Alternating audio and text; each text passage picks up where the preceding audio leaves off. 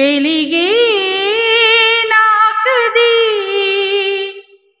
వివరించి పాడాలి ప్రతి వేళలో, ప్రచురించి తెలపాలి ప్రతి వారికి.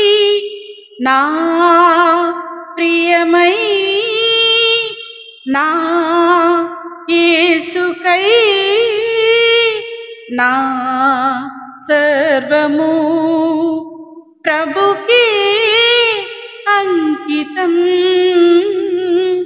నా జీవితం ప్రభుకే